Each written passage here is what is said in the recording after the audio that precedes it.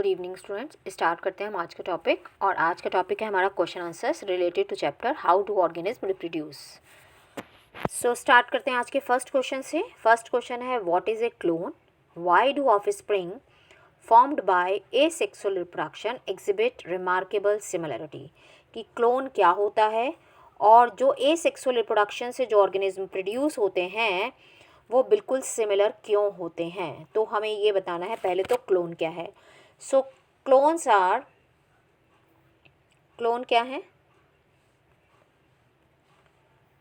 एक minute, clones are question का देखो, क्लोन्स आर द ऑफस्प्रिंग, इसको मैं clones are offspring produced by one parent through asexual reproduction. यानी क्लोन्स जो होते हैं वो खाली एक ही पेरेंट से बनते हैं, यानी एसेक्सुअल रिप्रोडक्शन के थ्रू बनते हैं। इसलिए जब एक ही पेरेंट का डीएनए उसके अंदर जा रहा है तो क्या होगा, बिल्कुल एक तरह से एसेक्सुअल रिप्रोडक्शन है वो, तो एक ही पेरेंट के करेक्टर आएंगे तो बिल्कुल एग्जैक्ट कॉपी होगा, बिल्कुल सिमिलर होगा पेरेंट से। क्योंकि जब सेक्सुअल रिप्रोडक्शन होता है दो पेरेंट इन्वॉल्व होते हैं तो दोनों का डीएनए मिक्स होता है, तो वहाँ पर जाके न्यू वेरिएशंस क्रिएट होती हैं, तो डिफरेंसेस आ सकते हैं। बट यहाँ पर एक ही पेरेंट से आ रहा है तो बिल्कुल सिमिलर होगा। ठीक है। सो clones are the offspring produced by one parent through asexual reproduction. These are genetically identical to the parent. जो genetically parent के जैसा है. The clones possess exact copy of the DNA of their parent and hence show remarkable similarity to the parent and to one another. So क्योंकि parent से एक ही parent से आ रहा है, उसी का डीएनए उसमें आ रहा है, तो सेम कॉपी होगी उसकी, उस डीएनए का ही रेप्लिकेशन होके आगे जा रहा है, तो सेम कॉपी बन रही है, बिल्कुल एग्जैक्ट कॉपी होगा पेरेंट का, तो इसलिए उसके अंदर सिमिलैरिटी होगी।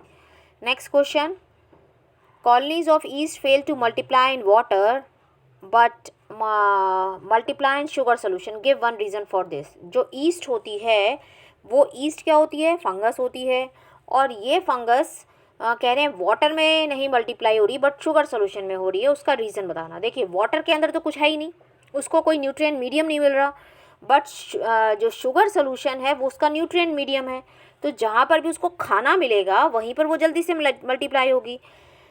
तो colony of yeast is in water does not get nutrition, sugar solution on the contrary provide nutrition as the yeast get nutrition and thus energy. Nutrition मिल रहा है तो न्यूट्रिशन से ही आप सबको पता है कि जब हम फूड खाते हैं उसी के ब्रेकडाउन से हमको एनर्जी मिलती है। सो यहाँ पर भी जब ईस्ट है वो अपना न्यूट्रिशन लेगी, उसके ब्रेकडाउन से उसको एनर्जी मिलेगी, it grows and begin to produce buds, और वो जल्दी जल्दी ग्रो करेगी, बर्ड्स प्रोड्यूस करेगी। इसलिए ईस्ट जो है वो वाटर में मल्टीप्लाई नहीं कर पाती बट पानी में वाटर में मल्टीप्लाई नहीं कर पाती बट शुगर सोल्यूशन में जल्दी से मल्टीप्लाई कर जाती है। Next question, list two advantages of vegetative propagation over other modes of reproduction. हमें वेजिटेटिव प्रोपेगेशन जो होता है उसके दो एडवांटेज बताने हैं। वेजिटेटिव प्रोपेगेशन का मतलब आपको क्या होता है, वेजिटेटिव प्रोपेगेशन मतलब जैसे ये प्लांट है, ये उसकी लीफ है, ठीक है, ये स्टेम है, ये रूट है, तो ये उसके सारे क्या है, वेजिटेटिव पार्ट, रूट्स, स्टेम और लीफ, ये उसका क्या है, वेजिटेटिव पार्ट। और जो फ्लावर होता है वो फ्लावर उसका रिप्रोडक्टिव पार्ट होता है। तो फ्लावर क्या है, रिप्रोडक्टिव पार्ट है, बट रूट, स्टेम, लीफ ये क्या है, ये है इसकी वेजिटेटिव पार्ट, ये वेजिटेटिव है। तो इनसे किसी से अगर नया प्लांट ग्रो करा रहे हैं, जैसे आपने नोटिस किया होगा हम पुदीने को लगा देते हैं तो पुदीना आ जाता है उसमें, हम जो है रोज़ की कटिंग लगाते हैं तो रोज़ का प्लांट आ जाता है। तो ये सब हम किससे ग्रो करा रहे हैं, उसको वेजिटेटिव पार्ट से। तो वेजिटेटिव पार्ट से ग्रो कराते हैं तो वो क्या होगा, जल्दी से ग्रो करेगा, हमें वेट नहीं करना पड़ेगा, प्लांट के मैच्योर होने के बाद उसका सीड बनेगा तो हम ग्रो कराएंगे, हम उसको जल्दी से ग्रो करा सकते हैं, ठीक है, और जल्दी फास्टर ग्रो करा सकते हैं। और जो सीड नहीं प्रोड्यूस कर सकते उन प्लांट्स में हम ग्रो करा सकते हैं इसको। So vegetative reproduction is easier and faster method of reproduction, easy और फास्ट मेथड है क्योंकि हमें सीड तक वेट नहीं करना कि प्लांट ग्रो करे, फिर सीड बने और फिर हम सीड को बोएं और उसमें से फिर नया प्लांट आए। दूसरा, it is useful in those plants animals which can not reproduce sexually, ये उनके लिए अच्छा है, एनिमल्स तो नहीं, वेजिटेटिव रिप्रोडक्शन है, एनिमल्स नहीं आएगा यहाँ पर, ठीक है, क्योंकि हम वेजिटेटिव रिप्रोडक्शन की बात कर रहे हैं। So it is useful in those plant which can not reproduce sexually, ये उन प्लांट्स के लिए है जो सेक्सुअली रिप्रोड्यूस नहीं कर सकते हैं या सीड प्रोड्यूस नहीं कर सकते हैं। Next question, in tobacco plant the male gamete has 24 chromosome, what is the number of chromosome in the female gamete, what is the number of chromosome in zygote. So ये एक का number आपको दे रहा है, किसका दे रहा है, मेल का। मेल गैमीट का जो नंबर है वो है 24। तो आपको सबको पता है कि जितना मेल गैमीट का नंबर होता है उतना ही फीमेल गैमीट का नंबर होगा, क्योंकि उन दोनों का फ्यूज़न होना है। और जब ये दोनों फ्यूज़ होंगे तो कितना हो जाएगा जाइगोट में, 48। भाई दोनों फ्यूज़ होंगे ना, male gamete female gamete fuse होते हैं तभी तो बनता है जाइगोट। जैसे ह्यूमन बींग के अंदर 23 फ्यूज़ होके क्या बनाते हैं, 46। सो 46 ही रहते हैं, ऐसा नहीं है कि किसी के अंदर 43 हो जाए, किसी के अंदर 44, वो तो फिर क्रोमोसोमल डिसऑर्डर्स हो जाएंगे। ठीक है, तो 46 ही रहते हैं। ऐसे ही अगर ऐसा कोई भी क्वेश्चन है तो आपको ध्यान रखना है जितने मेल गैमीट का नंबर है उतना ही फीमेल गैमीट का, और फ्यूज़ होकर जाइगोट जो बनाएंगे तो जाइगोट में डबल हो जाएगा। So the number of chromosome in female gamete would be same as that of male gamete, that is it will have 24 chromosome. The number of chromosome in zygote would be double the number of present in gamete and hence it would be 48। वो मैंने आपको बता दिया अभी कैसे आएगा। Next question diagrammatic question है, आपको बताना है name the part marked as A in the diagram, जो डायग्राम में मार्क किए गए हैं वो हमें बताने हैं। तो यहाँ सबसे पहले मार्क किया ए, तो ए क्या है, ये देखिए ये क्या है, पोलन ग्रेन। ठीक है, पोलन ग्रेन है, तो एक आंसर हो गया पोलन ग्रेन। बी क्या दे रहा है, ये बी दे रहा है स्टिग्मा। तो स्टिग्मा पे पोलन ग्रेन कैसे आते हैं, या तो इंसेक्ट्स लाएंगे या बर्ड्स लाएंगी, यानी मतलब कोई एनिमल लाएगा या एयर लाएगा या वाटर लाएगी। सो कोई भी जो पॉलिनेटिंग एजेंसी है वो ला सकती है। सी पार्ट क्या है, सी पार्ट है पोलन ट्यूब। और डी पार्ट क्या है, फीमेल गैमीट यानी एग। ठीक है, सो आंसर हम कर लेते हैं। A pollen grain, B pollen grain reaches path B that is stigma by pollinating agents, ये B है। B पार्ट पे कैसे पहुंच रहा है, pollinating agents से such as insect, wind, water, the process known as pollination। Transfer of pollen grain from anther to stigma is called pollination।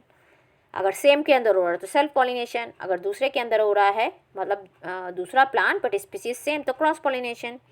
Part C is pollen tube. It allow the passage for the male gamete to reach the ovary having female gamete for fertilization। क्योंकि जब pollen grain आता है और same species का होता है तभी वो उसको पोलन ट्यूब बनाने देते हैं। और ये पोलन ट्यूब क्या लेके जा रहा है, ये जो पोलन ट्यूब होती है ना इसके अंदर 2 मेल गैमीट होते हैं, 2 मेल गैमीट्स। और ये एक मेल गैमीट एग के साथ फ्यूज़ होता है और एक बीच में फ्यूज़ होता है सेकेंडरी न्यूक्लियस के साथ, और एक फीमेल गैमीट के साथ फ्यूज़ होके जाइगोट बनाता है।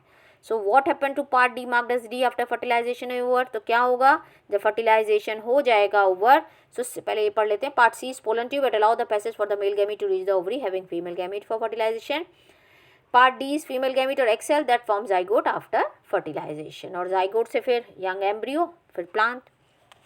Next question, in a bisexual flower, in spite of the young stamen being removed artificially, the flower produce fruit. Provide a suitable explanation for the above situation। Bisexual flower का मतलब है कि जिसके पास mail और female दोनों reproductive organ हो। जैसे आपने हिबिस्कस में देखा होगा, यहाँ पर बीच में स्टिग्मा लगे रहते हैं और यहाँ बहुत सारे पोलन ग्रेन्स स्टैमन्स लगे रहते हैं, मेल पार्ट।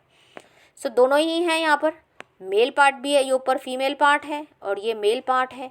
तो इसको हम क्या बोलेंगे, बाइसेक्सुअल। बाई का मतलब 2, सेक्सुअल मतलब सेक्स ऑर्गन, 2 सेक्स ऑर्गन, और यूनिसेक्सुअल, यूनी का मतलब 1। तो अब यहाँ पर क्या हो रहा है, ये बोल रहे हैं कि हमने स्टेमन को रिमूव कर दिया, मान लो हमने इसको काट के हटा दिया, इसको हटा दिया, बट हमारे पास फीमेल पार्ट है, तो क्रॉस पॉलिनेशन हो सकता है, दूसरे से पोलन ग्रेन आ जाए। भाई क्रॉस पॉलिनेशन तो पॉसिबल है ना, कि एयर से या एनिमल से किसी से भी पोलन ग्रेन आ जाए।